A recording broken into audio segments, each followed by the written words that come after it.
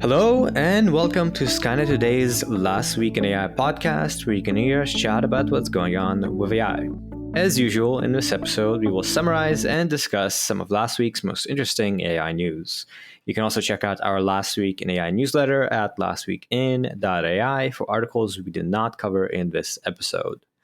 I'm one of your hosts, Andrei Kurenkov. I just finished my PhD at Stanford, where I researched AI and robotics, and I'm now working at a Silicon Valley AI startup, like the rest of us Silicon Valley folk. Just such an absolute stereotype. And my name is Jeremy. I'm your other co-host.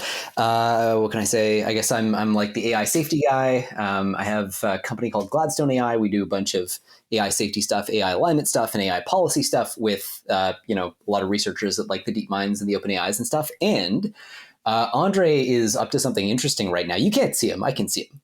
He's in a hotel room.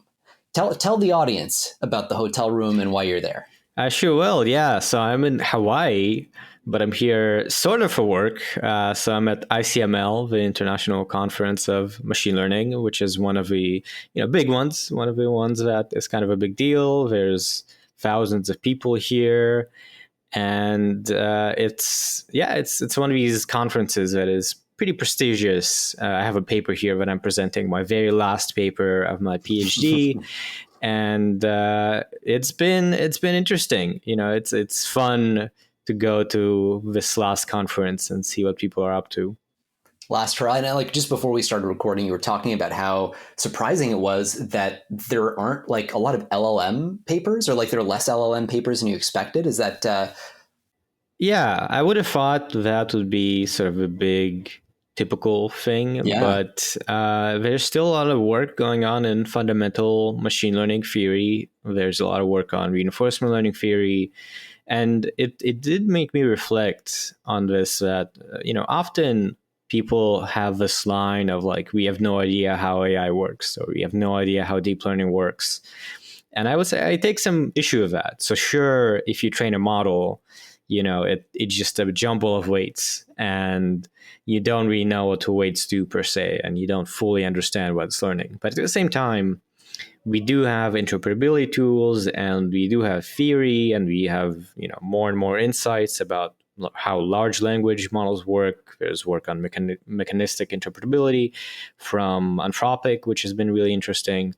So I think it is worth keeping in mind when people pull out this line that you have no idea what AI is. It's not entirely true. I feel like tropes like that are especially like outdated tropes are especially a thing in AI these days, where people will it goes in like both the safety and capabilities directions, where you'll get people who say stuff like, well, an AI still can't do X. And it's like, meanwhile, X was accomplished 6 months ago. It's just that like the field is moving so fast that a lot of people aren't aware of it. And in mechanistic interpretability is, it's a field like that. Like you said, Anthropic's made big strides, and we'll be talking about not quite that, but something related to that today. And anyway, yeah, totally agree. Yeah, and it's always worth keeping in mind that any of these broad generalizations are bound to lack nuance. And in the end of the day, it's always a bit more complicated. So especially now that there's so much kind of mainstream coverage of more technical topics, it can be sometimes misleading. I would say that every single broad generalization lacks nuance. I think you can say that about every single conceivable broad generalization. Every single one, they all lack nuance. But some topics require more nuance and some topics less. I think we can agree that racism is bad. But anyway. Okay, so moving on, we'll have a quick section for response to listener comments and corrections. Actually, we just got this review on Apple Podcasts where Radar3699 said, finally an AI pod with qualified people. Keep up with good work. So it's good to hear that apparently we're qualified. Thanks, Radar3699. Yeah, maybe it's worth mentioning we did have a co-host last week from the Super Data Science podcast, and there are, I would say, a good number of AI podcasts with qualified people. There's several that are hosted by academics. I think Peter Arbegel's podcast Robot Brains or something, you can look it up, is quite good. We have the Gradient podcast where it's also hosted by like researchy people. So you can find these podcasts, but I'm sure there's now, a whole wave of ones that are not quite with technical people. By the way, you mentioned like John Crone, who we had on, I guess, last week's episode, and I was super impressed with the depth of analysis that he brought to the table, and also, good to know that as per, if he is to be believed, he's probably listening to us right now from the shower. So just a quick little hi, John. I hope your shaving of your head is going well. But yeah, I was just looking at the podcast and there's like 700 episodes. So I'm sure you pick up on a few things from that. One more email we got. James mentioned that they like listening and that especially they like having the links provided of the articles we discuss. So for anyone who doesn't know, if you go to the episode description on whatever app you're using, there are all the timestamps of all the articles we're discussing and links to each article. So you can skip whatever you find boring and go straight to the articles you think are most interesting if you don't have time to listen to us for 2 hours or whatever we tend to go. And just one more thing, Keith emailed, and it's interesting actually. Keith mentioned that there was a technical issue with Apple Podcasts where something wasn't downloading or whatever. So hopefully that's not happening to many people. But always feel free to email us at contact@lastweekend.ai or comment on Substack or YouTube. We do keep an eye on it, and especially with corrections, that's very useful, or just any sort of advice.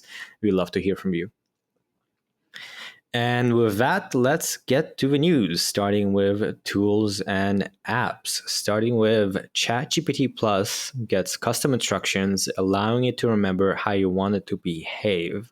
So this is a new feature where you can basically have like a global setting for any chat that you start. And it's motivated by things like, let's say you're a teacher, you use it to help research topics or create quiz questions or things like that.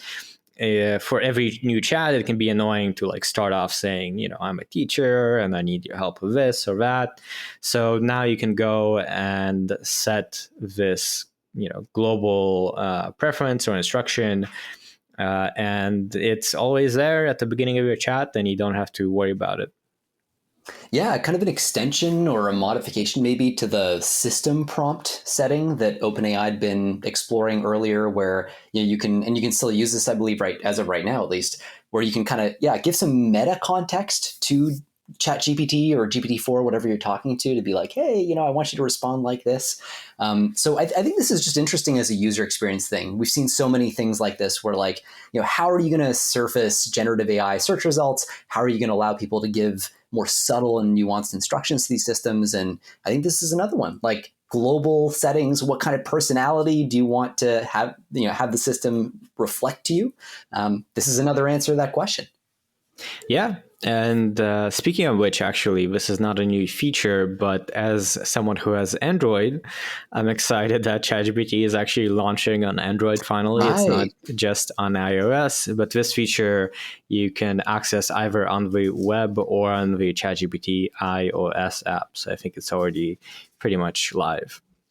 Yeah, and I guess just a last kind of quick note on how they implement this too. I thought that was kind of interesting. They give 2 questions that you can answer for the system.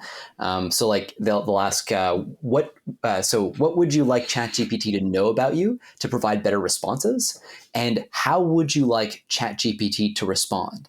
And I thought that was a really interesting kind of partitioning of 2 different kinds of information to give. So anyway, for what it's worth. Mm-hmm. And next up, we have GitHub's Copilot Chat AI feature is now available in public beta. So GitHub has here released this Copilot chat feature, which is this chatbot essentially. It's a ChatGPT-like tool, and it's meant to help with coding. So you can kind of have this interaction with it where you're not necessarily just giving an instruction, generating some code, but like provide additional context and stuff like that.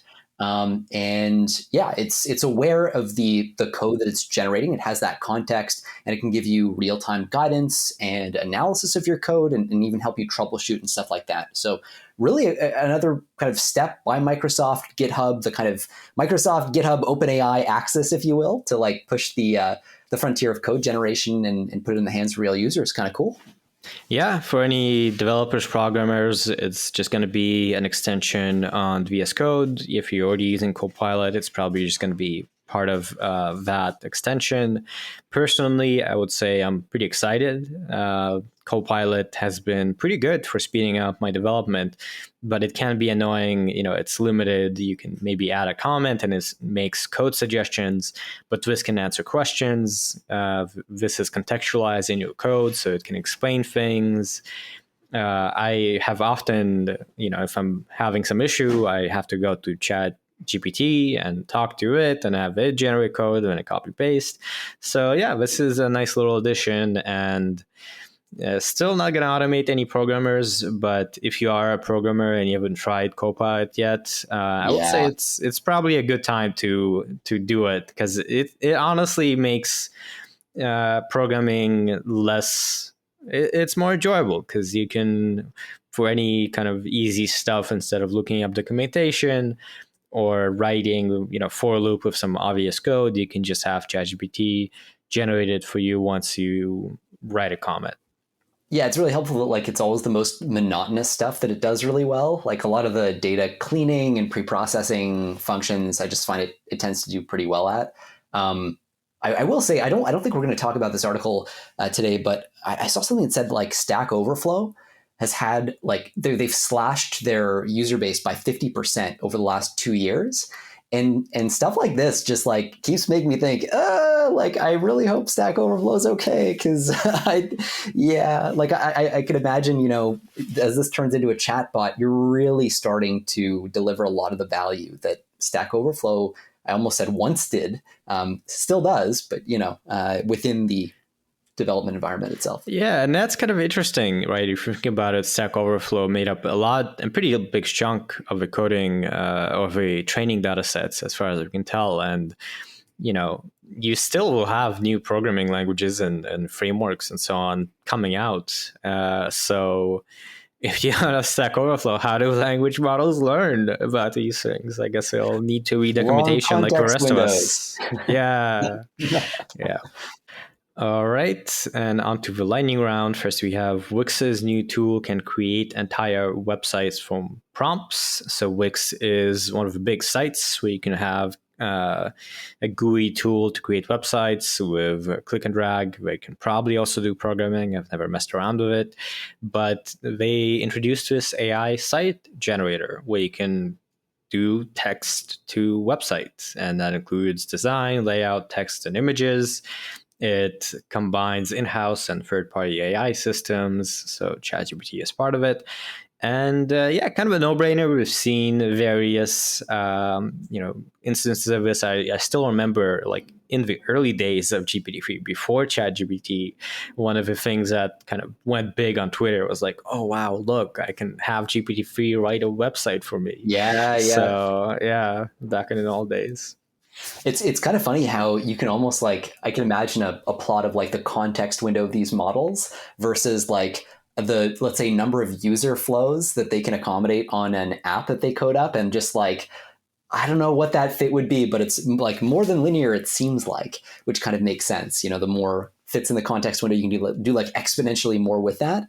And yeah, they kind of show, I don't know, they show a cool little interaction with this chatbot thing where, the chatbot opens up and it's like, "Hi, I'm Wix AI. I'm here to help, blah, blah, blah." And then somebody writes like, "I want to build a website for Onyx Online Fitness. We provide dynamic online classes and in-person workouts. Our trainers are certified, blah, blah, blah."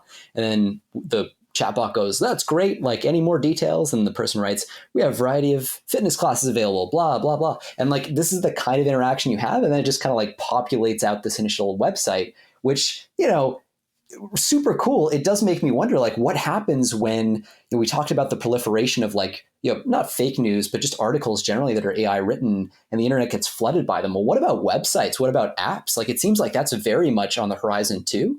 So I'm just really curious about what this does to I want to say the market. Like there's so many markets that are affected by this kind of thing, but I don't know. I personally it didn't click for me until really a couple weeks ago when I was starting to think about some of these website builder tools and things like that, where you're just like, wow, we could have just a proliferation of super cheap websites.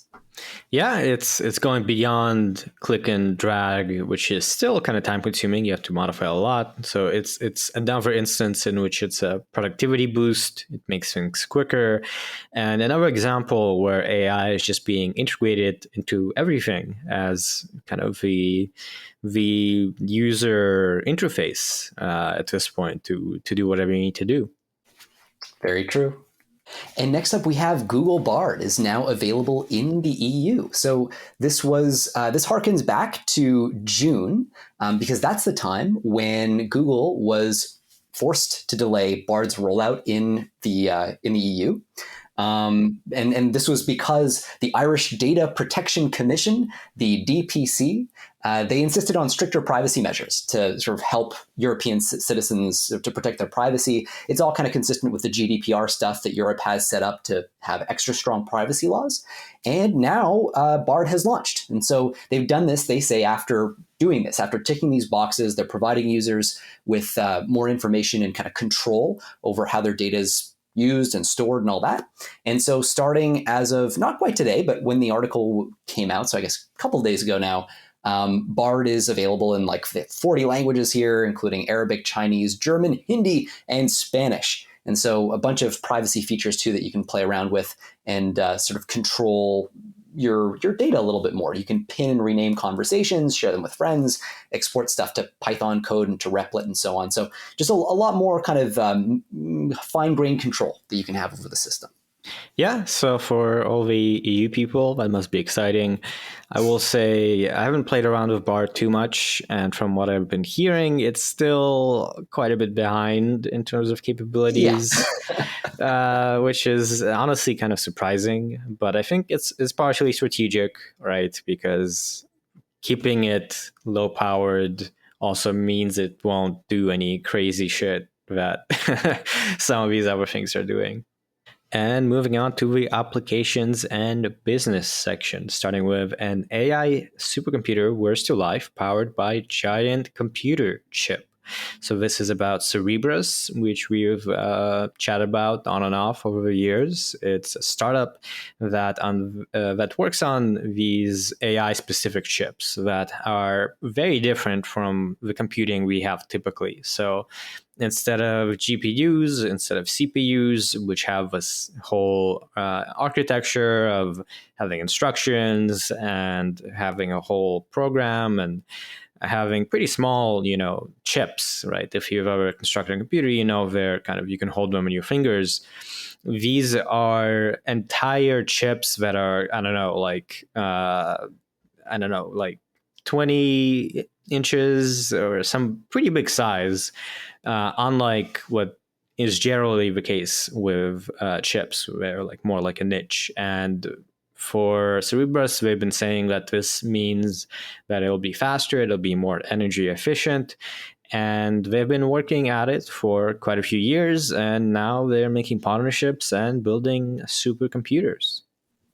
Yeah, I think this one seems to be like $100 million deal, and they're starting to ship a lot of these supercomputers to Middle Eastern companies, Middle Eastern countries. Looks like the UAE is actually kind of making itself a big focal point of AI development. So we had obviously Falcon, we've talked about that, the large language model open source. Until like 30 seconds ago, it was the number one open source large language model, and now it's not anymore, but that's all good. So they built that, really impressive, showed their domestic capacity for building large language models. But here we have Cerebras doing this for a group called G42. So that's not quite the same as the group that made Falcon, but their G42 is still in the UAE. And interesting just to see that kind of environment mature. I didn't have the UAE builds super massive systems or collaborates with novel compute service providers on my AI 2023 bingo card. But this is definitely a cool development. It's interesting to see them step in and play such an interesting role this early on in the race. Definitely, yeah. And so this is with this group G42, and Cerebras is planning to build more of these supercomputers. So one in Texas, one in North Carolina, and then even more. And this is kind of interesting. We often have talked about NVIDIA and how it has pretty much ridiculous market dominance with its GPUs. Cerebras is clearly a bit of a contender to knock that down, but there's still a lot of a struggle because basically NVIDIA is not just about the chips, it's also about the general infrastructure, ecosystem, CUDA, and that's what people have been using for a decade to build Yeah. their AI models. So yeah, cool to see kind of a bit of competition in hardware. And next up, we have Microsoft closes at record after revealing pricing for new AI subscription. And so this is all part of Microsoft's kind of big master plan, not just to build powerful AI systems, but to actually deploy them at scale. And so this is about a big stock movement that happened, a 4% surge after Microsoft announced their pricing model for their new Microsoft 365 AI subscription service. And so this is a thing called Copilot. It basically adds AI. It injects like AI capabilities into all the kind of Office suite of products, your Word, your Excel, your Teams. And it's interesting. So it's going to cost an extra $30 a month. And the claim is it'll increase monthly prices for enterprise customers by about 83%, which is going to bring in a lot of additional revenue through all these subscriptions. And so pretty remarkable the amount of lift, like the increase in pricing you can get from the value added here, and starts to answer some of the questions that have been floating around about, well, look, you're delivering these amazing capabilities, but they come at a cost. Compute is not cheap. Generative AI is going to cost you a lot more per query or per response to kind of flesh out, the thing that you're asking for. We saw this earlier when we were comparing, I think earlier on the show, or in a previous episode rather, like generative search versus discriminative search. Well, this is the same thing. As you start to inject AI into all these products, the price goes up because there's more processing power you need to run in the back end to kind of power all this stuff. And it looks like they're, comfortably charging quite a bit more here. And if that works, then they're showing some real ROI from cutting edge AI at scale. Yeah, I think this is interesting, this particular business model. If you use ChatGPT, their API, you would know that they charge per token. So the more you generate, the more you pay. Right here, it's a flat sum of $30. So if you're a real power user, if you generate a lot of text, you're actually having some savings. But I guess we hope, or they have data on this. So on average, probably they can actually make a profit with $30. And given the expense and given the potential productivity boost for these companies, I could definitely see it being a cost that they can, live with. On to the lightning round, starting with Elon Musk threw 9-figure promises at top AI researchers. Last week, we discussed how there was the announcement of XAI, not X.AI, which we said last week, which is Elon Musk's new company that appears to be sort of trying to compete with OpenAI and Anthropic, this kind of billion-dollar attempt to build, gigantic models that are world class, and really is not possible for most companies to even try to train. And so this is adding a little bit of detail to that, where, as the title says, if you're a kind of a leading figure in the field, you can you can charge a lot for your employment, and in this case, clearly that was the case. Yeah, it does, even at that, seem like quite a remarkable thing. So they're talking about how Elon came up with this valuation for XAI of $20 billion.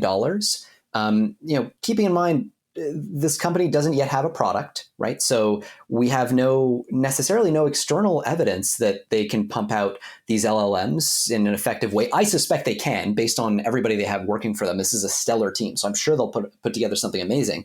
But this is a team that's pre-product. And we know OpenAI, right, when they raised their $10 billion from Microsoft at like a $30 billion valuation, they had a long track record of pumping up product. They were already scaled. They already had a ton of infrastructure teed up. And so pretty remarkable if XAI ends up getting valued at 20 billion. Again, this seems to be a number Elon just kind of pulled out of his head. And on the basis of that $20 billion valuation, he's giving away stock options to these employees that amount to something like $200 million in on-paper money. Hard to believe, but it's like $200 million in, again, on-paper money. That's if you believe the $20 billion valuation, which Jeremy repeats himself, Elon just kind of pulled out of his head. So it's difficult to assess all this stuff and like what is actually real, what's not. If you're an engineer who believes that the company actually has that value genuinely, then hey, sign on.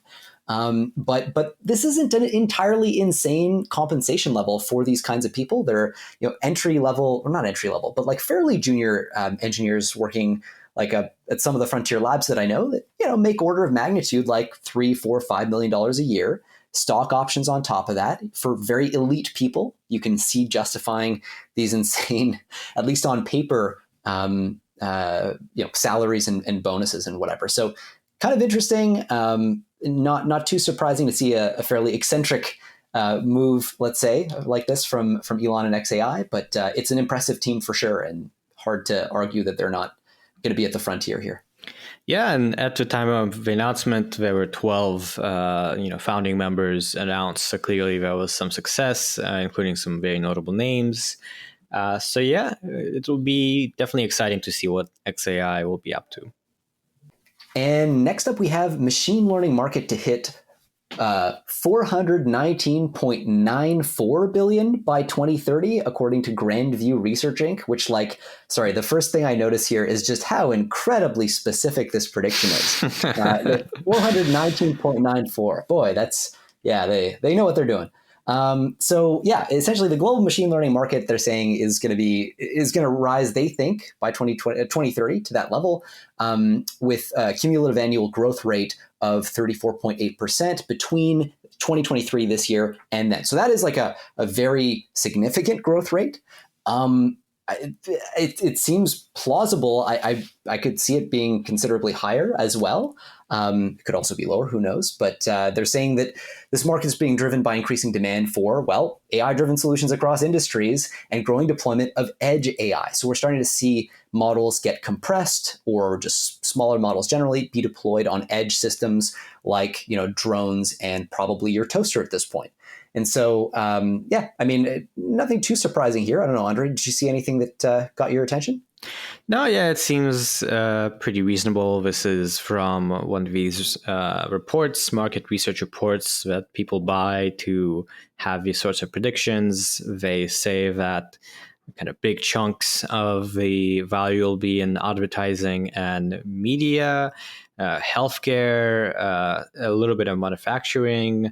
It seems like they also break it down by sector, and it will, we know that it will be a lot, right? So I don't know if it'll be exactly 419.94 billion, but pretty reasonable projection of put the decimal in there if they didn't know, Andre. They obviously know that it's going to be 0.94. It projects confidence, which is good. It does. Next, we have Jasper, Mutiny AI. Startups cut workers as chatbot Rivalry grows. So these two startups have been around for a little while. Jasper is for ad copy. You generate ad wording for whatever business you're in. And there you go. So they lost some workers. It seems like ChatGPT has kind of, can replace a lot of these more custom applications that have been built on top of GPT-3 earlier. So I would imagine that's at least a part of that. Yeah, so every once in a while, as you know, I like to not give investment advice on the show. And this is one of those times where I'm not going to give investment advice. But a while back, I have talked about a couple of times, I think, this idea that the more kind of powerful these language models get, the more general purpose, I think the faster you're going to find boom busts in startups like this. A startup is going to look like a just absolutely amazing idea because what they do just was not technologically possible at all 20 minutes ago. So the whole landscape is free. All these users are free to be picked up. And there's no competition. But then like 6 months later, that same company that built the AI system that powers your niche application ends up getting so generally capable that it then swallows the niche application that you built on top of it. And I think this is part of the story here. I feel for Jasper. Actually, it's CEO, co-founder I went through YC with back in the day when I think his company was called Proof back then. But like, this is the sort of thing that you see, right? Like business models that make sense in January stop being profitable in June. And ultimately, Dave Rogenmoser from Jasper was saying, basically the company's laying off people in like a whole range of areas so they can focus down more tightly. Mutiny has the same issue and they're cutting, it looks like 30% of staff. So these are really like big losses that I think reflect not only fail to have high retention rates, which we've seen a lot in generative AI, but also this, as you say, like this whole phenomenon of like ChatGPT or the base model eating the end application. And so it's part of this question of like, where is the value going to end up being stored long term? Who are the actual long term winners in the space? It's not clear that it's the application developers or necessarily even the model developers. Maybe it's the compute providers, whatever else. But this is all part of that story. Yeah, and this kind of goes back to also we discussed there has been an uptick in investments in AI startups, but it's not been a crazy uptick. And in general, investments have, not been quite as generous in the past year or year and a half as, let's say, last decade. You had all of these startups, tech startups, getting crazy money that was being thrown around. So still, it's not the case that there's just a flood of money for what I imagine is a big number of startups emerging. And next up, we have Cognaize raises $18 million, speaking of fundraisers in the space, to build a better LLM for the finance sector, one that keeps humans in the loop. And so, like the title says, $18 million for this company. And their focus is on working with unstructured data in the finance sector. The reason unstructured data is so important in the finance sector is that you're typically trying to pull in data from all these disparate sources, right? You want to look at earnings reports. You want to look at even blog posts from whistleblowers. You want to look at just like, what are people saying on Twitter or whatever else? Huge amounts of unstructured data. On X, yeah, that's right. How could I? Sorry, Twitter, X, the artist formerly known as Twitter. Exactly. So essentially, you're trying to combine all these snippets, and this is unstructured data, right? It's not neat little data tables. It's a bunch of text or a bunch of whatever. And so that's what Cognaize focuses on. And they've got customers that include credit ratings agencies, insurance companies, and so on. And just, part of the gold rush is people try to figure out, like, is this particular approach going to stand the test of time? I think it's an interesting question here. Does this kind of application end up getting eaten by the base model as well? We start to think about things like GPT-4 that can take in images and text at the same time. Multimodality definitely becoming more of a thing. At what point with that and increasing context windows and all that, like, at what point can you just turn to the base model and ask it for investment recommendations rather than looking at a kind of custom-made LLM? Obviously, the data matters here too, so that'll be a big part of their play. But anyway, really interesting to see which companies thrive and which don't in the wake of these big developments. Yeah, this article notes that Cognaize in particular is keeping humans in the loop. So this is a combination of AI with human input to refine the analysis of unstructured data. And I would imagine in this sector, at least for now, it makes a lot of sense because you need to understand the current situation of the world, right? What's happening, a lot of the trends that are a little less easy to summarize just via writing. Yeah. It's just more of an intuitive thing. And currently LLMs, of course, are trained on, a lot of data from the internet, but generally aren't continually trained to know what's going on broadly. So in this space, it makes a lot of sense to combine people and their sort of knowledge of what's going on with analysis of documents. Last up, we have China's OpenAI challenger Zhipu AI gets Meituan funding. So Zhipu AI is a Chinese challenger to OpenAI, and it has received funding from Meituan, a food delivery giant with a market cap of 100 billion.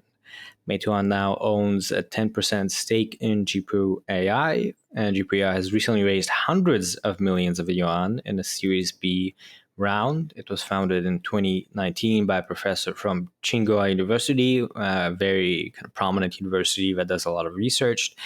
And it has open sourced its bilingual conversational AI, which is in closed beta phase. So yeah, this is an OpenAI-esque endeavor for sure. Yeah, when you look at what are their bona fides, like what have they actually done? So this group, as you say, that spun out of Tsinghua University, they actually built this model called GLM 130 billion, or well, the 130 billion parameter version of this model called GLM about this time last year. And at the time, this was the most capable language model that was available to academic researchers, at least. So, however impressed you are by the likes of Llama, that's about how impressive that was at the time. So this is a real group that can do real things. And they've had a big impact in that respect. And I think this is interesting to note, a bit of a callback to a previous episode. So we looked earlier at Meituan, which is this the parent company you mentioned with a $100 billion valuation or so that acquired this company. So they are making this investment at kind of an interesting time. About 3 weeks ago, right, this company announced that they'd be acquiring Light Years Beyond. We talked about that acquisition at the time. And that was a company that had just been formed. So it looks like they're really interested in making a lot of acquisitions, building up their internal kind of AI workforce. And I will say, Light Years Beyond, there are a couple people calling that the Chinese OpenAI. So they're definitely in the mood for gobbling up Chinese OpenAIs. It's a coveted title, I'm sure. It is a coveted title. All right, and now kicking off our research and advancement section, we're starting with this paper. The title is A Real-World Web Agent with Planning, Long Context Understanding, and Program Synthesis. And when I first read the title of this paper, I was like, whoa, shit, like that, yeah, that's a big step to AGI. This is a team from Google DeepMind, by the way, and the University of Tokyo. And it is impressive, but it's also kind of got a bunch of fairly bespoke architectural choices that go into this. And so I think it's almost an interesting opportunity to see not only the impressive things that large language models can do in terms of manipulating, taking actions on the internet, but also some of the limits of those current techniques right now. And so just to kind of frame this up a bit. So this problem of navigating the web on real world websites is one that's been really thorny, it turns out. That's what they mentioned in the paper. So there are a couple of issues that make it really hard. The first is there's not really a clearly predefined space of actions that you can take, because the internet is just like, there's so much stuff you can do. Even on a specific website, there's so much stuff you can do. So you have this very large action space, this undefined action space.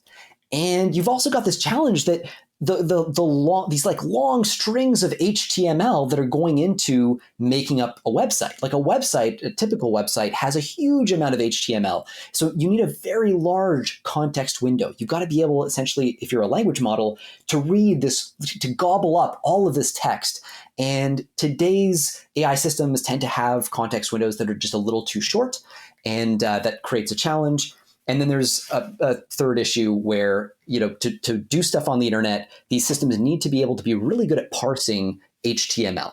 And so you need a model that's really good at HTML. So what they're doing here is they're asking the question, okay, normally we try to solve these three problems by taking one big large language model and just throwing it at our problem, right? We do a bunch of like prompt engineering acrobatics and give it maybe a bunch of examples of each kind of task that we wanted to complete.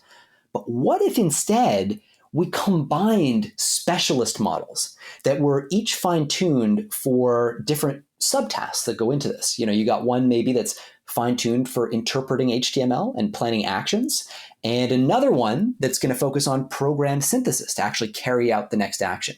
And that turns out to be what this system is. This is WebAgent. It's this LLM-based thing, that model or composite model that can complete all these navigation tasks on real websites, following user instructions by, anyway, combining web actions together. And it's got different modules. It's got one module that does this thing where it will parse the HTML and understand it and then come up with the next thing to do.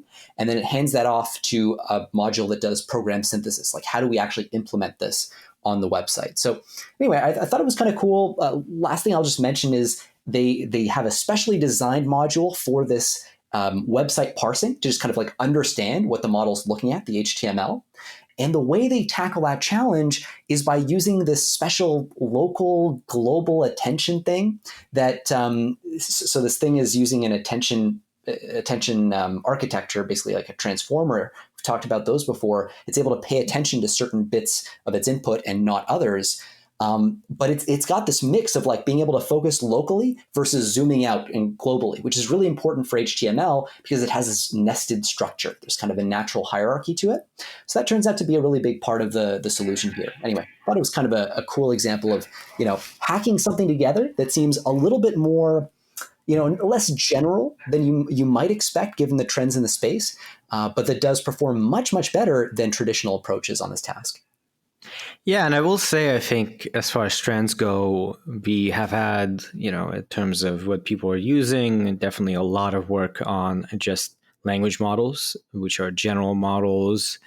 But at the same time, I think there's been quite a few papers and some of what we have discussed that are more what we call system type papers. So it's not a single model, not a single algorithm, but a combination of parts, some new, some existing, that together can be made to work and solve a task. So this here has 3 steps. It plans sub instructions. It summarizes long HTML pages into task relevant snippets, and then provides actual programs on websites. And via this combination of steps, it is able to actually succeed. So they say that there's an improvement on the success rate by over 50% on real websites, as opposed to these kind of simulated websites that have orders of magnitude smaller HTML. So yeah, I think it's a nice example that it's not just academics don't just do like crazy theoretical stuff. Especially in AI, a lot of work is more applied. It's more on solving tasks, and a lot of what we have nowadays, especially in text to image, language models, of course, in general, is still pretty recently from the academic realm being moved on into the commercialized realm. Yeah, that's a really good point. And you're right about that kind of dichotomy between the kind of framework papers and the, oh, look at what we just built papers and the theory papers. Like there really is that, fairly clear distinction. By the way, one cool thing I found sort of surprising, I don't know if I should have, but they apparently used, so one of the models in their whole setup was Flan UPOM, which they used to actually generate code that would be implemented to kind of take that next action. And that's like the full model. Like it's a 540 billion parameter model that came out a while ago. It was a big story when it did. And yeah, like that's a lot of compute. That like this is Google using their own big behemoth internal model. So cool that they're applying it to academic research like this. Okay, and the next story is ChatGPT getting worse over time? A study claims yes, but others aren't sure. This is a blog post that is doing a bit of a summary and commentary on this paper. How is ChatGPT's behavior changing over time, from Stanford and UC Berkeley? And yeah, this was stirred up quite a lot of conversation online because, let's say, empirically, in Reddit, Hacker News, lots of people have been saying, oh, ChatGPT is just useless now. It's gotten so much worse. It can't do the stuff that it used to do. And so a lot of people kind of jumped on this and were like, oh, I was right. It, actually is getting worse. But as this blog post notes, research-wise, it's not quite that general a conclusion. So they actually focused on kind of a subset of ways to evaluate, and the main findings about where ChatGPT got worse is pretty narrow. It's on math problem solving and code generation, dealing with prime numbers. And yes, on these metrics, it has gotten worse empirically by quite a lot. But at the same time, it's not the conclusion that ChatGPT is just worse. It's just qualitatively quite different in various ways. And one of those ways is for this particular problem, it just doesn't do as well. Yeah, I mean, I gotta say, I was surprised by how drastic the drops were, even accounting for the fact that it was just looking at narrow applications. Like the prime number thing, they ask it to, they show it a number and they're like, all right, is this number a prime number? And like, it's pretty radical. Like it's about as big as it could be. Like initially in March 2023, GPT-4 scored 97.6%, basically every time it would get it right. And by June, it was hitting 2.4%. So it went from being right basically every time to being right basically never. And the exact opposite seems to have happened with GPT 3.5, where the performance went from 7.4 to 86.8%. So you're seeing that across a couple other tasks in somewhat less dramatic ways. But yeah, people have been floating a bunch of theories about why this is happening, some more or less conspiratorial than others. The more popular ones are like, oh, maybe OpenAI is distilling their models. So basically like training a smaller model to emulate the behavior of the full, say, GPT-4 model, just because it's cheaper to run a smaller model. And that is very likely happening, in fact, almost certainly happening in various forms, both in OpenAI and Microsoft. Another possibility people have floated is like, maybe as they've been fine-tuning the model more to make it safer, to make it behave, in ways they think is better, there's a little bit of what's known as catastrophic forgetting. So as you fine-tune the model on more stuff, it starts to forget stuff that it used to know. That's one possibility, but it's pretty unclear. And Andre, to your point, they cite this skeptic who says, and I'm quoting here straight from the article, the change they report is that the newer GPT-4 adds non-code text to its output. So this is when we're looking at the quality of the code that GPT-4 outputs. Basically, they would ask GPT-4 to write code that solves a problem, and they would immediately try to run that code. And sometimes it would break, not because there was a problem with the code, but because the newer versions of GPT-4 add a bunch of context text around the code saying here's how the code works, blah, blah, blah. And then the code snippet shows up. And that context text doesn't obviously compile. It's not programmable code. So obviously when you just go and paste the full GPT-4 output into your Python interpreter and run it, things break. So you may be artificially inflating the failure rate of the system just because of that behavior, which doesn't necessarily track its capabilities. So a lot of room for ambiguity, kind of interpretation here. Yeah, and here, they don't make any extravagant claims. In the abstract, they say that overall our findings shows that the behavior of the same LLM service can change substantially in a relatively short amount of time, so a few months, highlighting the need for continuous monitoring of LLM quality. So regardless of, you care or you don't care about prime numbers or coding, it's still, the conclusion is not huge that it's getting worse or better, but rather that there are substantial changes that unless you're, kind of looking out, if you're using it for a particular task, you may have changes in behavior that can improve or degrade the performance. And onto our lightning round, we have a simple yet effective design coupled with a remarkable durability and low cost make this robotic gripper a promising option for many industries. No, it's not 2 a.m. And no, you're not watching television. This is not one of those cheap ShamWow ads. This is a description of an actual AI system. So a bunch of researchers from the Japan Advanced Institute of Technology put together this robotic gripper, and it's called ROSE. It stands for rotation-based squeezing gripper, and it's cost-effective, it's durable, it's versatile. There are a couple of cool little factoids about this thing. So first off, you always want these things to be easy to manufacture, and this is done using 3D printing and liquid silicone rubber. So very scalable, suitable for mass production, big selling points. They've tested it really hard. So apparently this thing can withstand 400,000 trials and stay functional.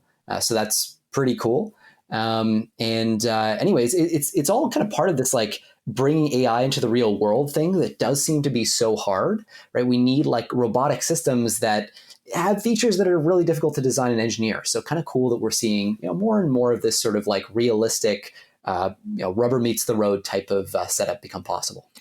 Yeah, and this plays into this whole area of soft robotics. So when you think about robotics, you're probably thinking about, metal and motors and very hard kind of mechanistic or mechanical designs. But in fact, there's been a lot of work in this area of soft robotics, which is more nature inspired, soft literally. So it can like change shape, it can squeeze, it can kind of rotate. In this case, they name it rose because it takes inspiration from the blooming stages of a rose.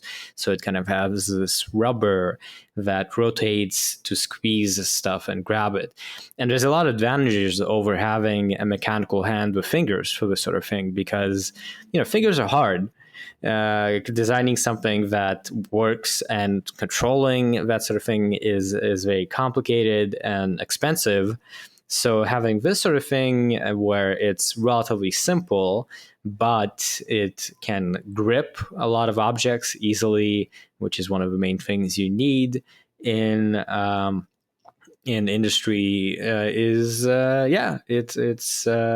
very useful, and I think it's cool to highlight that this is a whole sub area of robotics that is pretty different from what you usually think about robotics.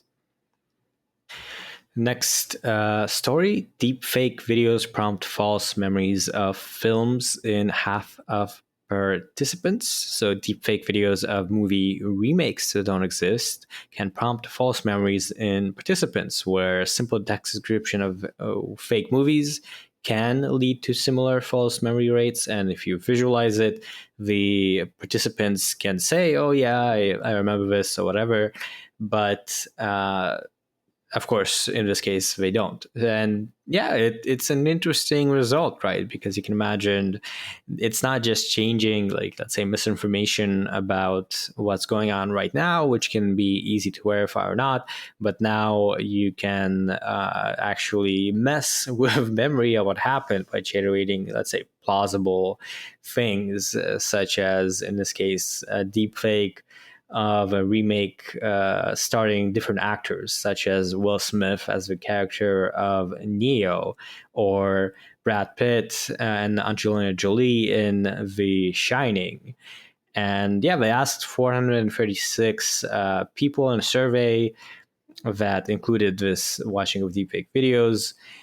And it's not too different from what has already been found with regards to memory. Like it's pretty easy to trick people into remembering things that didn't actually happen.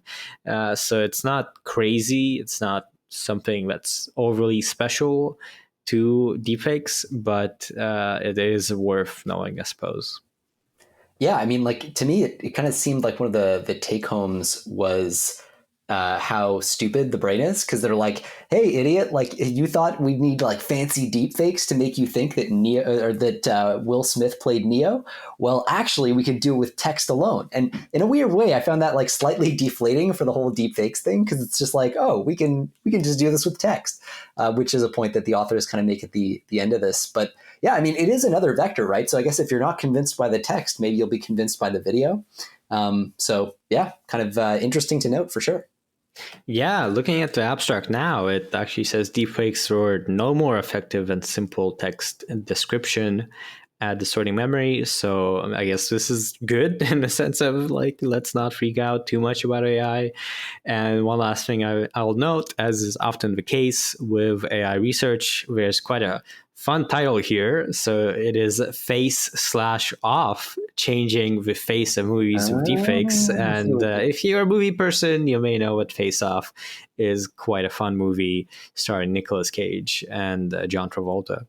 I will say, and kudos to them for trying to make a funny title. I'd be really curious to see how the population's clustered. Like, is a given person, if you're more likely to be fooled by a text description of a fake movie, are you also more likely to be fooled by the video description? Or is the video description opening up another population of people who can be fooled? If that's the case, then it actually may be, pretty significant or interesting development. But the write-up that we have here doesn't actually say that. So maybe you'd have to dive into the paper to find out. Yeah, it's kind of a lengthy paper. It's like 16 pages. I will say I'm kind of sad there are no actual pictures in the paper, so you cannot see. Yeah, there's a bunch of figures with like pie charts and so on, but there's no pictures. But there's a website where you can see all the materials and so on. So maybe we'll link to that, and you can check out these deepfakes. And next up, we have researchers from Tsinghua University introduce a novel machine learning algorithm under the meta-learning paradigm. And I thought, as much as anything, this was like a useful opportunity to introduce our listeners to meta-learning, because I don't think that we've specifically talked about it, or not even meta-learning, but semi-supervised learning in like an explicit way. So supervised learning, you take your AI model, you have a bunch of data, and each sample in your data set, there's a training label, and you're going to feed the model the training sample and get it to predict that label, right? So you might have images of people's faces, and then you might have a label that tells you the age of those people, and you're training your model to predict the age from the image, right? Now, label data is super expensive. It's super hard to collect. So often what you try to do is use unlabeled data to train your model. And basically, this is just data that you don't have labels for. And there are a whole bunch of techniques that you can use to do this. But what's happening here is they're looking at combinations of using labeled and unlabeled data. So some supervised learning and some unsupervised learning to do this. It's called semi-supervised learning. It's kind of an established thing in the field that goes back for quite some time. And it's basically, they're looking at a technique that allows you to essentially take in unlabeled data, have your AI model predict a label for it based on the label data that it has seen in the past, and then use those labels to retrain itself, essentially use them as if they're real labels to then retrain itself to actually predict those same labels in the future. This is called pseudo labeling. Anyway, they come up with a technique that allows them to intelligently kind of, let's say, balance which samples kind of weight some samples more than others in this process. And that's roughly it. Anyway, that might have been the shittiest example of an explanation of this whole concept that I've ever given. Maybe we can even skip it if it's no good. I think it's not too bad. I will say, as you mentioned, there's also a big component of meta learning here. Actually, another fun title, or maybe not quite as fun, but still very kind of clear. The title is Meta/Semi, a meta learning approach for semi-supervised learning. So meta-semi makes a lot of sense, and meta learning is to just make it very clear, is this idea of learning to learn quickly. So that's why there's a meta component. You're learning across a range of tasks, and when you encounter a new task, you can learn it quicker with less data. So now we're combining these two paradigms to require even less labeled data, because you can do both self-supervised learning and meta learning, and it's a bit of a combination of two existing ideas that are pretty big. So definitely, an interesting kind of approach and idea that I'm kind of surprised hasn't been done before, but now it has been. I find that so surprising in a lot of these cases, right? Like the average or the median machine learning paper, when I read it, I'm like, oh, has nobody done this before? But there's just so much to do that there's anyway, lots of low-hanging fruit. And last story in the research section, MLCommons launches a new platform to benchmark AI medical models. MLCommons, has launched this MedPerf to benchmark and evaluate medical models. MLCommons is this organization that, in part, is all about benchmarking and having a standard way to evaluate things. If you don't know, benchmarking is a very important part of AI, actually having a data set, not just for training, but also for testing. Us as researchers, one of the sort of important things when submitting a paper is typically to run it on the established benchmarks and show that you have the best numbers compared to all the previous numbers. And so now there's a new benchmark.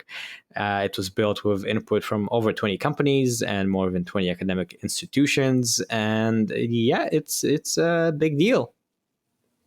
Yeah, and they also include some stats about people's perspectives on AI in healthcare, and they also describe in the article like this as mixed feelings. Let's say they have 55% believing that AI is not ready for use in the space, and only 26% trusting it. So I think this whole idea of benchmarking, it's one of those things that actually allows you to build that trust in an objective way. And one of the big challenges, because so much of this generative AI stuff that's being used in healthcare, for example, in this case, is difficult to evaluate. It's like really difficult to tell, how did you manage to generate a compassionate, let's say, readout of a medical exam to a patient? Very difficult to assess that.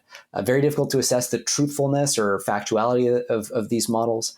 And so, the best we've got right now is things like these benchmarks. So hopefully it does push trustworthy deployment of these systems in the medical context. Yeah, and of course, it is a pretty high stakes scenario, right? You really don't want to mess up benchmarking for medical data because maybe you'll actually be using this. So they did spend 2 years on this, and they show that a big important component of this is benchmarking on real world diverse data.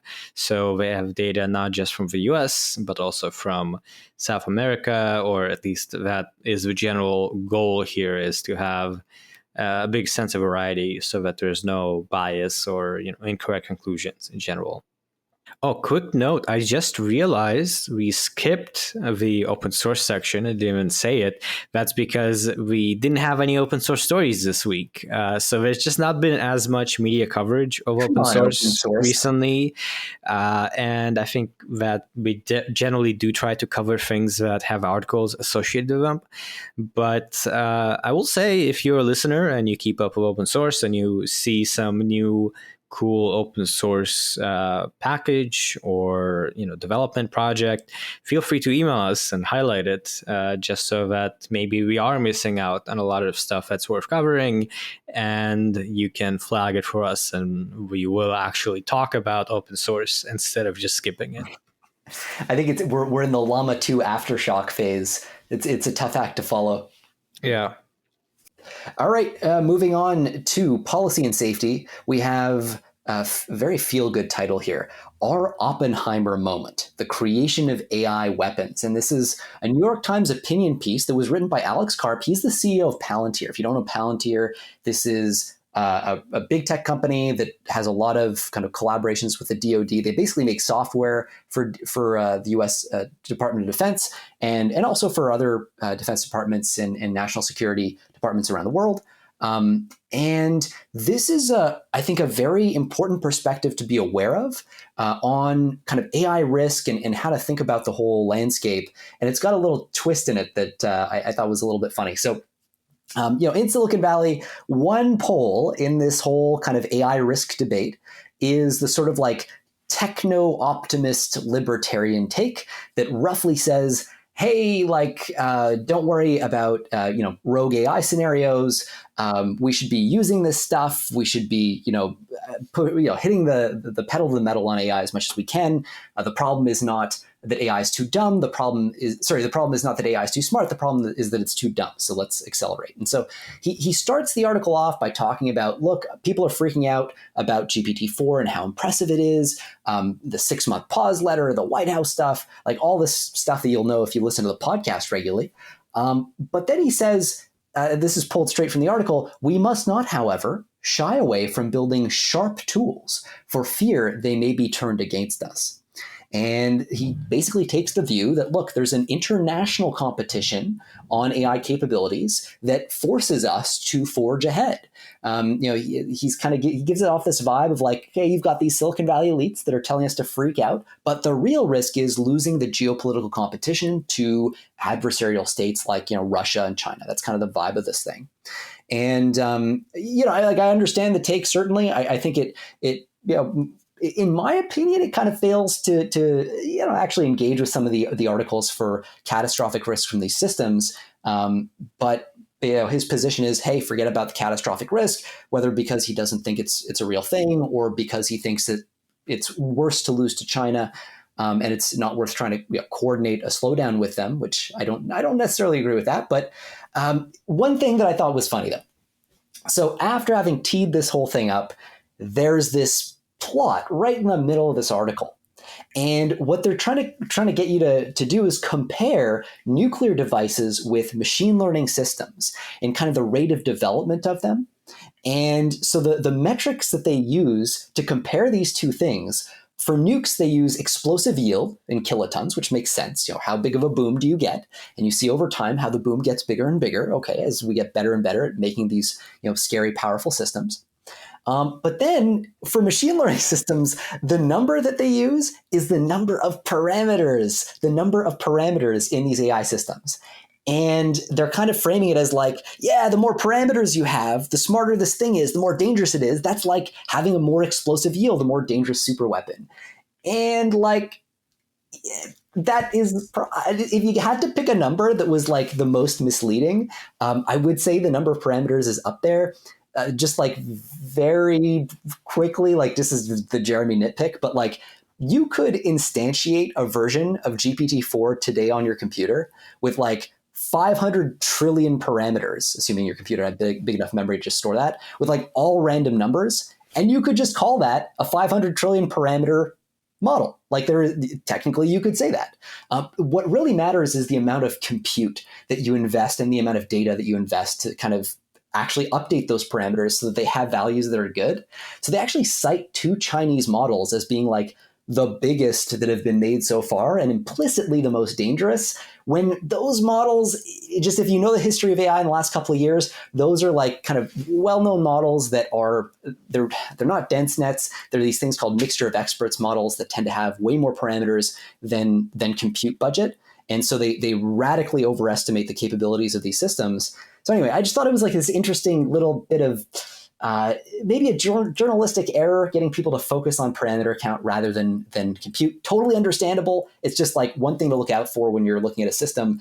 The sheer number of parameters is not the thing that tells you how impressive it is.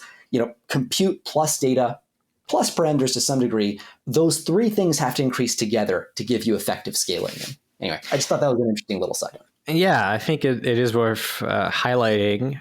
This is a guest editorial, right? So it's not, let's say, on a journalist, but the editor presumably did look at this guest essay. The author, the CEO of Palantir, worth noting, Palantir works with the U.S.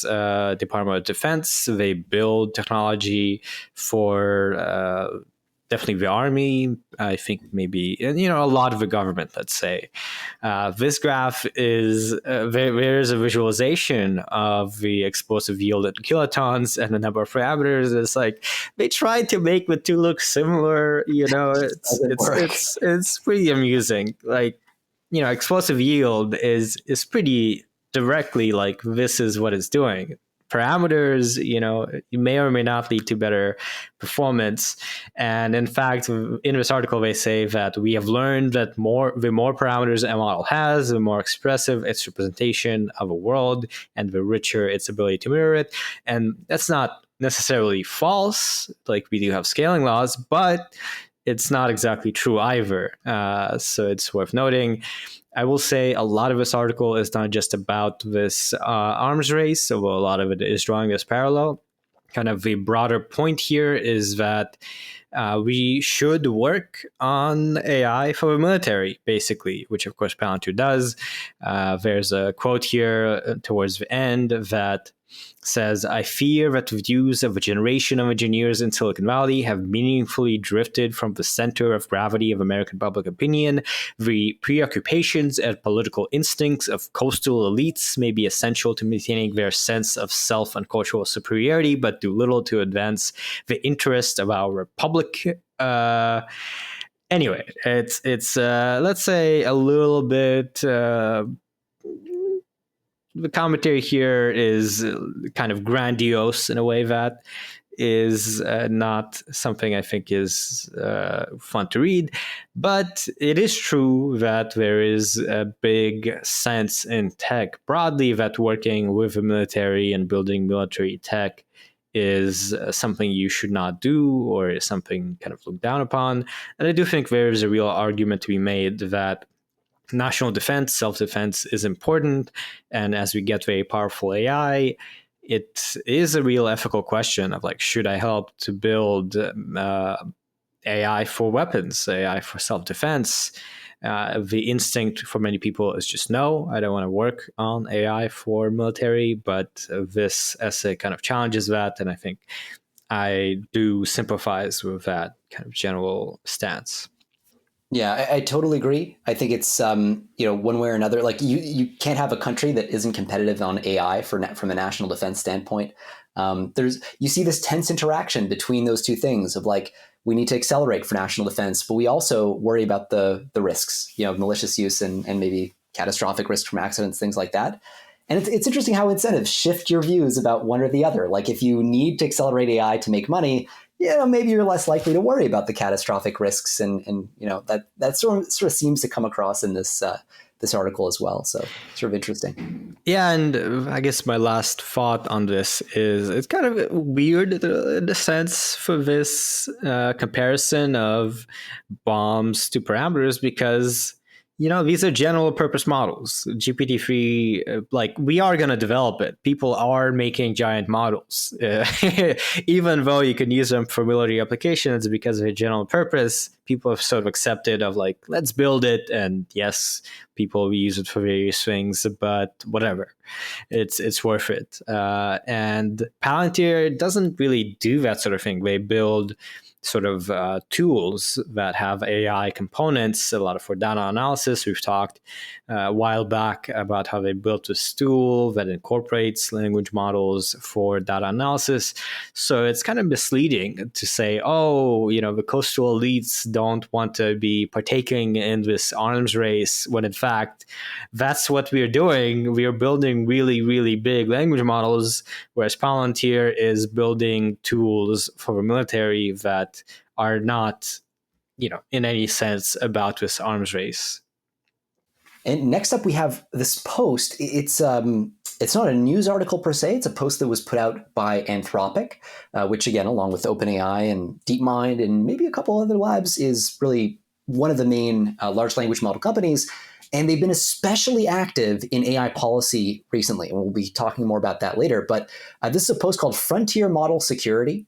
And it deals with this question of, as we're building more and more powerful systems, to Alex Karp's point in that New York Times opinion piece that we just talked about, these things can be weaponized. General purpose models can be weaponized. Eventually, if these systems do meet or exceed human capability across a wide range of areas, like we have to start thinking about them as effectively super weapons. I mean, they can be used as that. And so you got to worry a lot about the cybersecurity measures around these systems. That's something that's been talked about a lot in the AI safety community. It's not enough to just align these models and make them safe. You got to prevent, bad actors from, hacking them or getting access to them. And so essentially, this is a post that makes that argument that says that, hey, we need to be thinking about advanced AI as something like critical infrastructure, the advanced AI sector as something like critical infrastructure in terms of, as they put it, the level of public-private partnership in securing these models and the companies developing them. And then they advocate for what they refer to as multi-party authorization. Multi-party authorization to AI critical infrastructure design. It's a bit of a mouthful, but it's basically just the idea that you should never have a very powerful AI system that like one person can just be like, hey, I'm going to go use this. Like I have the keys to the system. You want multi-party authorization, like 2 people who have the keys, let's say, or more to actually get access to this model. It's something that Anthropic is already doing. It's something that they say even emerging AI labs that don't have a ton of resources can implement pretty easily. And you see them leaning into like this question of like, what is the practical stuff that you can be doing right now to secure these models quite a bit? And then they also talk about some software engineering best practices that we ought to be applying to this space. And they talk about the gold standard for these sorts of practices being NIST's Secure Software Development Framework, or SSDF, and the Supply Chain Levers for Software Artifacts, the SLSA, all very exciting sounding things, but that are actually really important. We get used to thinking of security as something we can kind of ignore because it doesn't come up as long as everything's going well. And they're just flagging like, look, we learned these lessons already in software engineering. We need to apply them to AI as these systems get unacceptably powerful for not having any security around them. Essentially, this is just them walking through all these strategies that they're already using and then calling for, among other things, a public-private cooperation between frontier AI labs and the government to secure this space and really start to view it as the critical infrastructure that they claim, and I would agree, it really seems to be. Yeah, so a lot to digest here, starting with frontier AI. I'm not sure we've discussed that term or had that term, and some people on X have taken some issue with that. There was, foundation models was just something people were starting to accept. Now you have frontier AI, but it's a logical term. I think we can agree Anthropic is a frontier AI lab. And they talk about this two-party control. Very intuitive idea is for nuclear weapons, 2 people with 2 keys are needed to, do that. Or actually, they say for, vault security, 2 people with 2 keys are needed to open the most secure vaults. And there are similar kind of analogies in software. And they're just saying, if you're developing a very big, a very powerful AI model, you don't want your infrastructure to be hit, and you don't want your model weights to leak and to go to, let's say hackers, right? Or nation states that you consider to be opposed to the principles of your company or the national interests of your country. So we can, of course, say Russia has been known for hacking a lot and is generally opposed to the US these days. So I think concretely that's an example, right? Where Russia doesn't have the infrastructure and the talent for the most part to compete on this AI front. And most countries don't, honestly. So kind of an interesting thing to post publicly, I would say. But I suppose the idea here is trying to push generally AI to be aware of this. AI companies and labs, they say even emerging AI labs without large enterprise resources can implement such controls. So it's an opinion piece in a way, and it's a way to change the standard practices going forward. And going to the lightning round, actually, also on Anthropic. So we have this article, The 1 Billion Gamble to Ensure AI Doesn't Destroy Humanity by Vox. And this is all about Anthropic. And it's kind of an overview article about Anthropic and how it's founded, how it's focusing on X-risk and AI safety broadly, and how they do AI safety research. So there's really no news to cover in this, but I think Anthropic is something that comes up quite a lot. It is quite an interesting company. And if you're interested in learning more about how it came about, what it is doing, this is a good article to read. Yeah, I mean, there is a little bit of news buried in it. They really buried the lead in this one, but it is largely an overview article. I will say, I think this is simply the best article that I've seen on Anthropic so far. It accurate as far as I can tell, thorough, just chef's kiss here.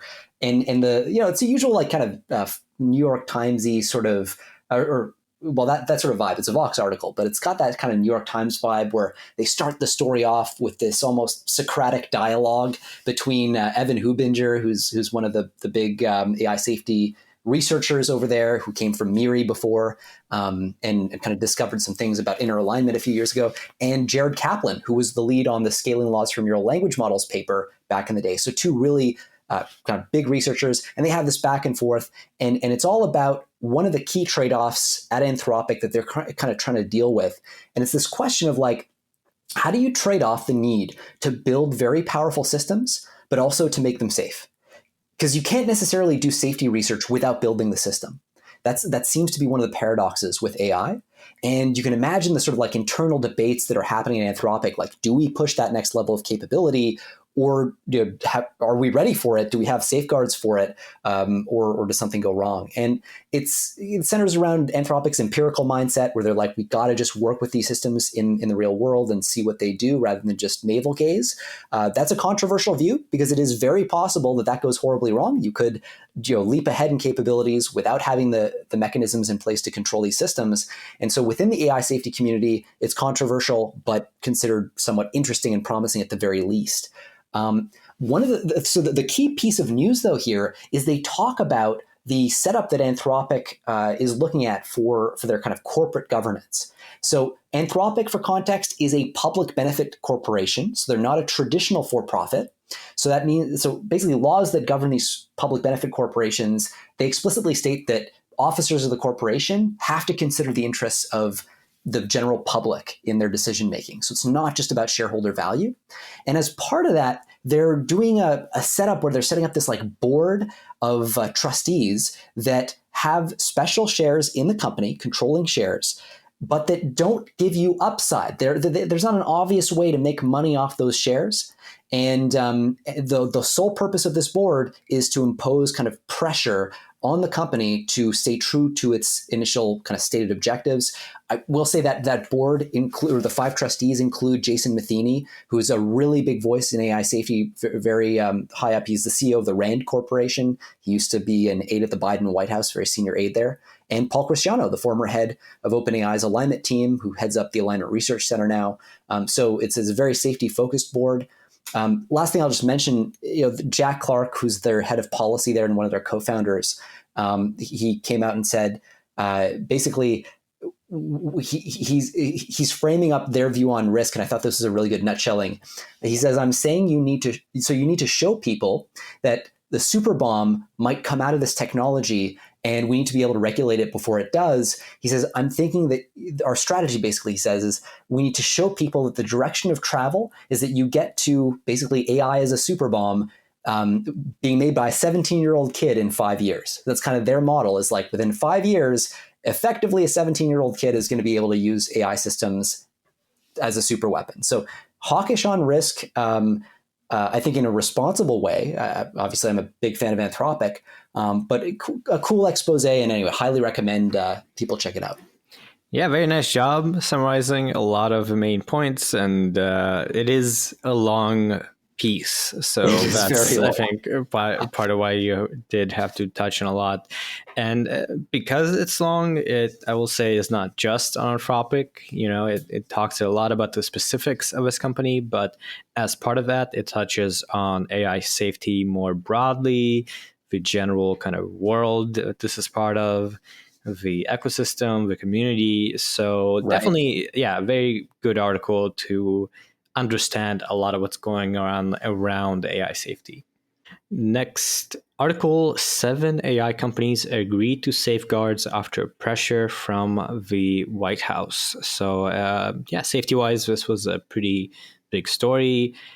These big companies, Amazon, Google, Microsoft, and others, have made commitments to new standards of safety, security, and trust at a meeting with President Biden. This is a voluntary safeguard, so it's not necessarily law or anything, but it is showing there's been quite a lot of activity from the White House in recent weeks to push forward on AI safety and regulation. And voluntary safeguards, cynically, you could say, doesn't mean much, but at the same time, it's clearly showing that there is a lot of pressure from the top. And you can definitely imagine, right, if, it's voluntary, but there's a carrot and a stick. And the implication is, if you don't follow this, then there might be consequences. Yeah, I'm super impressed with the administration, the White House here, on the work that they've done behind the scenes and in the scenes to put this stuff together. This is, I think, simply like the biggest policy story that we've had in the last year, AI policy story, I should say. You're right to flag these are voluntary commitments, but in the announcement, it's clear the intention is for there to be binding obligations in the future. And so the messaging here really is, like you said, government has a lot of leverage. They come in and say, look, guys, we want this to be right-sized. Like, we want the protocols, the policy to be right-sized. And we can do that with your cooperation, if you come in and help us. Or like, we're going to overreach if not. And in fairness, these labs, a lot of them that are participating here, Anthropic, we just talked about them with their safety focus. Google, which owns DeepMind, which again is safety focused lab. OpenAI. A lot of these actors are like really, really good faith actors and well informed on these issues. One thing to note too, like a couple of things that they're committing to are checking their systems for their AI systems for their ability to do things like synthesize new bioweapons, advise on the synthesis of bioweapons, or design new cyber attacks, things like that. But they also include explicitly a check for self-replication ability. Now, if you're thinking self-replication ability, like can a model replicate itself, make copies of itself, this is traditionally historically associated with existential risk narratives, like how an AI breaks out of the box and basically like ends up wiping out humanity. At some point, there's this self-replication story that can come into play. And what's really interesting here is that first off, all of these things, checking for cyber, checking for bio capabilities and self-replication, we saw all of those in OpenAI's GPT-4 evaluation process. Really, these commitments are almost, I don't want to say copy-pasted, but they very much mirror what we saw with GPT-4. And so now we're seeing all these labs kind of sign up for that same level of scrutiny, including, and I thought this was interesting and somewhat surprising, Meta, which, Yann LeCun heads up AI there, and has historically been a big critic or a big skeptic of AI existential risk. So interestingly, Meta here is signing on to checking their models for self-replication. It's not that that's just an X-risk thing that, could have applications for weaponization and things like that. Self-replication could make it a more effective weapon. But interesting that Meta, in theory at least, has just signed on to do what traditionally, historically, would be considered an existential risk check on their systems. Yeah, definitely. And aside from that particular safeguard, there's quite a lot of that. So the companies agreed to security testing, in part by independent experts, and auditing is one of these things that in the community, there's been a lot of sort of pretty strong consensus, I guess, about that being a logical step. Research on bias and privacy concerns, and that is a pretty standard thing to include in papers, right? So that's in the GPT-4 paper, that's in the Cloud paper. There's also information sharing about risks with governments and other organizations, development of tools to fight societal challenges, transparency measures to identify AI-generated material. So watermarking is a big topic here to fight deepfakes. So yeah, quite a lot. And I guess the hope is that there's some regulation coming from Congress, but in the absence of that, this is still pretty proactive activity. And up next, we have the illusion of AI's existential risk. And so this is an interesting article. So it's essentially this argument or a string of arguments for why we shouldn't worry about AI posing an existential risk. I consume a lot of articles like this just because, I tend to view AI as a source of existential risk. And I think it's really important to track why my views might be wrong. So I thought this was a good rundown. It cites a lot of the arguments that you often hear about why you shouldn't worry. If I had to critique it, I would say there are quite a few places where it sort of glosses over controversies, like really intense controversies that are at the crux really of what people are disagreeing on. And it just sort of asserts that facts are true, which I think in reality are the actual heart of the debate. So it's not clear to me that it moves the ball forward on the debate, but I think it's still a good kind of a good rundown if you want to look at some more skeptical literature on the stuff. One of the kind of key quotes here is they say, by focusing on the possibility of a rogue superintelligence killing off the human species, we're distracting regulators, the public, and other AI researchers from work that mitigates what they call more pressing risks, such as mass surveillance, disinformation and manipulation, military use of AI, and so on. And, this is like okay if you think that it's a long way off, or if you think that this is very unlikely. But really, the whole point of the debate here is that neither of those things may actually be true. Like advanced AI, human level AI could actually come in the next couple of years, certainly within the next decade. That seems to be what a lot of people are arguing, and that if it does, things go really, really bad. So, I've got my reservations about this, but I do think it's great to engage with this sort of thing. Their big concern seems to be this idea of these rogue AI scenarios often involve the AI doing things in the physical world, and they argue that like that's a really big barrier to breach. Basically, that's a really big gap to bridge. That these AI systems would, in practice, have to find ways to like control the physical world that you can't necessarily do if you're just a piece of software. The canonical counterargument there is like these systems have already shown a capacity to manipulate humans very easily. GPT-4 famously did.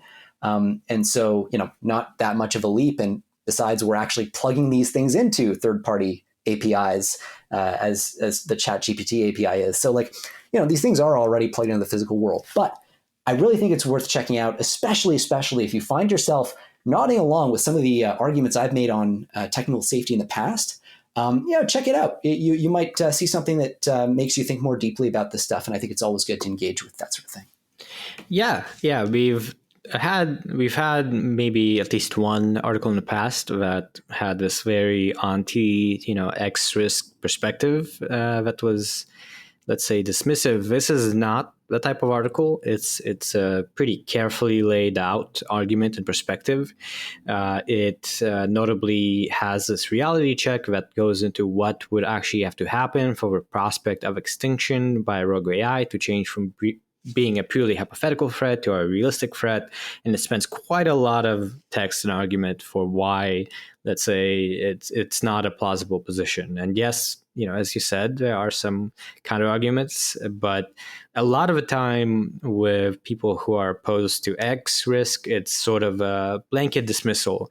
And I think that's part of the thing that people who are concerned about AI safety kind of take issue with, is a lot of the time the people who don't worry about X risk don't engage with arguments. They sort of just dismiss it. So this is a good article that really, I think, does lay out not the entirety, but a lot of the case, the reason for skepticism for X risk. And I personally, think, like this article says, there is, let's say, a possibility, but there's a lot of reasons to be skeptical. And at the end of the day, it could be boiled down to Pascal's wager, where, yes, if it's a very minuscule probability, then it's a classic thing of like, whatever. So yeah, basically, as you say, this is a solid article if you are, pro X risk, or I don't know if you want to say pro, but if it's something that really concerns you, it's worth to read this to, expand your perspective and have some of the opposite. I will say, I think this will be a fascinating focal point at some point. I think we really should set up a discussion about like the full AI X risk story. It'd be great to hear from like listeners if they'd like that. Because I thought that the article, while it's always good to see engagement with the arguments, like I thought that the counter arguments, they struck me as like really flimsy. And so I'd love to like discuss with you like what you found compelling and not, and it might be like a really interesting opportunity to see like, okay, what are the actual cruxes, the places where you go, oh, okay, I'm making an assumption, or, that sort of thing. I feel like that could be a really cool, this post could almost be a cool framing for that. But yeah, we definitely should do a special episode. I mean, I will say, just briefly, that one of my issues with X risk arguments generally are often that there's no specification, there's no exploration of how would extinction actually happen. It's sort of often, there is super intelligence and it's way more advanced than people and it can just do this, right? Right. And so this is talking about, well, if we have a super intelligence, assuming that, what would be the next step? How would it happen? And if you read some of the classic arguments, you go to Eliezer Yudkowsky, right? It's he's written so much, and yet if you try to find some discussion of like how would it happen, it's like, oh, gray goo, some magic technology.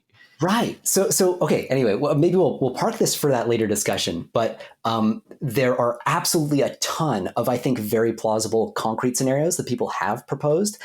Tragically, Yudkowsky has actually done this, but they're buried in like freaking 60,000 word essays. I don't know why he does this. No one is reading these things outside of this insanely niche community. But there actually are, I think, very plausible, like concrete, like scenarios. I spent a lot of time working in this space, specifically like pinning down like what is a plausible series of events.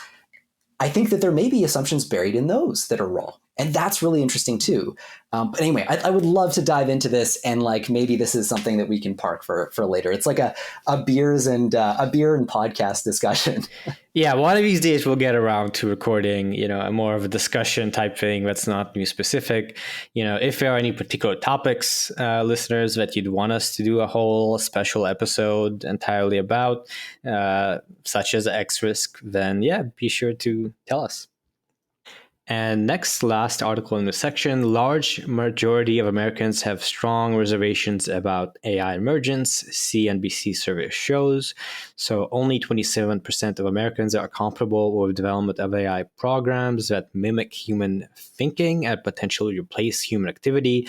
69% of Americans are uncomfortable with AI, a 10-point increase from 2016.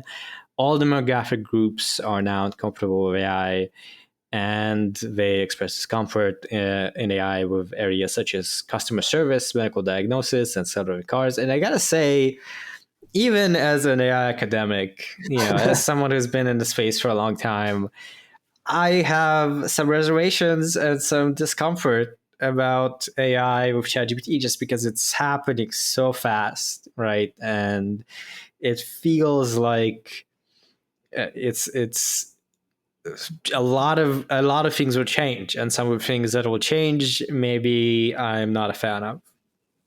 Yeah, I feel like I'm not sure if we'll end up covering this article today, but there was one, I think it will be today.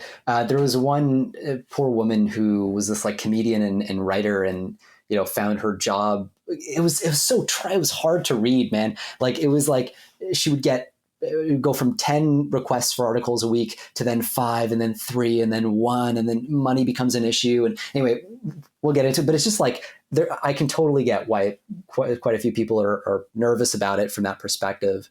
One thing that I thought was, I guess, based on what I just said, maybe not that surprising. Initially, I thought it was surprising. So comfort with AI has gone down a lot in the last 8 years or so, or 7 years since 2016. So 36% were comfortable back then, and now it's 27%, and went from 59% uncomfortable to 69%. And so I guess that's just as the real world impact of some of these things is being felt. But I don't know, I didn't necessarily expect that. And oddly though, then they go into the reasoning, and they say that apparently most Americans, their concern doesn't come from being worried about getting displaced. Just 21% said AI would make their job easier. 18% thought AI could replace them at work. So the vast majority of people don't think that. And then 10% said they thought AI would make their job more difficult. And then 49% said it would have no impact, which, depending on your view about AI is about half of people are in for a real surprise. But yeah. Yeah, and in terms of a change, it feels like compared to 2016, it's much less of a hypothetical. Like it's happening, right. And people know about AI and they see AI, and it's much easier to have certain stronger feelings if it's not just a hypothetical idea, but it's actually happening. So the section is. Okay, so next we have our synthetic media and art section. Opening up with, you're going to see more AI written articles, whether you like it or not. And this is basically about this company, Go Media or G/O Media. I'm not too sure how to say that, maybe Go Media. It's a digital publisher that owns sites that include Gizmodo, The Onion, and Jezebel. And basically, they've been experimenting more and more with using AI to generate their articles. And this, perhaps unsurprisingly, has really pissed off their staff. And it's been the object of scorn in, as they say, social media circles. But they have an interview with people at the company, including executives, one of whom says, I think it would be irresponsible not to be testing AI for text generation for writing articles and other things like that. And, I can kind of see this, like they're kind of between a rock and a hard place. They're writing these articles. It's super competitive. If you've ever read the book, Trust Me, I'm Lying, by Ryan Holiday, I love that book. It's kind of outdated now, but it tells the story of like how life is in these blogging companies and how absurdly high the output has to be to pump out articles really fast. And you can feel that economic pressure in a world with ChatGPT. It's not obvious that you have a ton of options to not enter that fray, because if you don't do it, your competition will. But there's still this issue of factuality, errors, that sort of thing. And they cite as an example CNET, which was a company that experimented with AI written articles. And there's a big scandal about how a bunch of their articles contained a bunch of falsehoods. So sort of all sides of the coin, just an overview of some of the tension within these companies, as well as between them, as AI just becomes a fact of life in writing content. Yeah, we discussed. I keep saying yeah. Indeed. We discussed last week how the initial rollout by Go Media of this AI stuff was kind of a mess, right? With factual inaccuracies about Star Wars. And so this article shows how the company is, not backing down despite a lot of backlash. It's going to be still part of it. There is some note here that, unlike what happened before, like apparently with some of these published articles, no one at the company was involved in their publication somehow. So this company does say that now top editors will be involved, humans will be in the loop. So it'll be better and they'll kind of learn from their mistakes. But this article, the title is pretty much true. I think we are going to see AI written articles whether we like it or not. And actually related to that, just a kind of funny story that was in Forbes. World of Warcraft's players trick AI scraping games website into publishing nonsense. So there were some posts on Reddit, I believe, where these players talked about this event, introduction of Lorbo, and this website went ahead and scraped it and reported on it, despite it being nonsense. Next, Google says AI tools meant to help journalists and not replace them. So Google is exploring AI-enabled tools in partnership with news publishers with the goal of assisting journalists rather than replacing them, according to them. So the tools will help the journalists with tasks like generating headlines or different writing styles. This is kind of an experiment, right? So the idea is to help journalists with their reporting and still allow journalists to do kind of essential things of creating and fact-checking articles. But, of course, if you're a journalist, you might still be worried. Yeah, I mean, I would bucket this in the category of like cases where we've had somebody say like, don't worry, AI is not coming for your job. It's only coming for like, this like 40% of it that kind of fits in this funny thing. And then eventually it's like, oh shit, AI did come for my job. So, right now it's tools. The cynic in me is like, well, I don't see a clear reason why this doesn't eventually just subsume everything.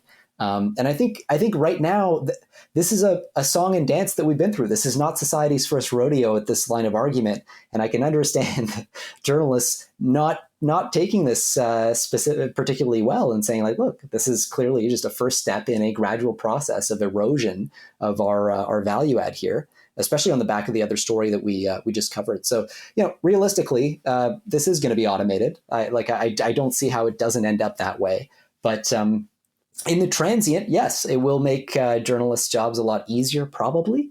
And Google, I think, generally is well intentioned. They're trying to steward this technology well, but at a certain point, the technology just kind of will do what it does. And I'd be surprised if we're having a conversation that sounds anything like this even 5 years from now, let alone 10. If we have anything remotely like journalism, I strongly suspect it's going to be mostly done in wholesale automated by AI. Yeah, I think as with coding, right, any of the mundane kind of boring parts will be automated. The hope is, of course, we'll have journalists to do the investigative work, to actually be on the ground, etc.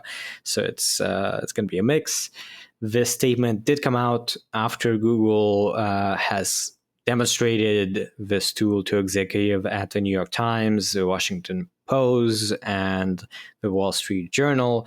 So they are actively pitching and trying to sell this tool to these companies to make money. So, it's always kind of a statement of, we are well intentioned, but of course, as a product, you got to do what you got to do. Yeah, no, and you're right to call it like the investigative journalism piece is like something that's much harder to automate. But so much of journalism these days is aggregation. And how many articles do we see that are just an article wrapped around a tweet, explaining the tweet in context? That sort of thing is going to be 100% automatable by these systems, and not that long from now, I suspect. And so, the concentric circles keep growing, and eventually stuff gets swallowed up, and hopefully later rather than sooner is all. And let's do a couple stories in the lightning round. First, actors decry existential crisis over AI-generated synthetic actors. We covered this really quick last episode, so this is more to reiterate. The SAG/AFTRA union in the US is now on strike. Partially, or one of the major reasons for that is with actors concerned about AI-generated actors or metahumans that replace them.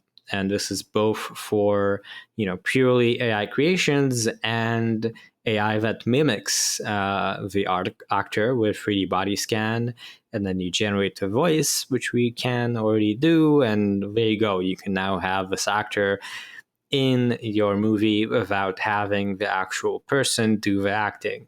So a lot of the strike is about that, as with the writer's strike that's also ongoing.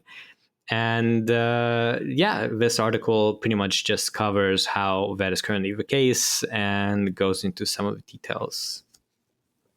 Yeah, I mean, I think it's, again, one of those things where it seems like it'll be really hard to automate, and then you hit a critical threshold of technology, and then boom, an entire field kind of is at risk. And anyway, the SAG negotiations are going to be really interesting, because I think they are precedent setting too for the wider economy. Like how does the leverage of labor play out against management in a context where management can at least threaten to automate large parts of what labor does?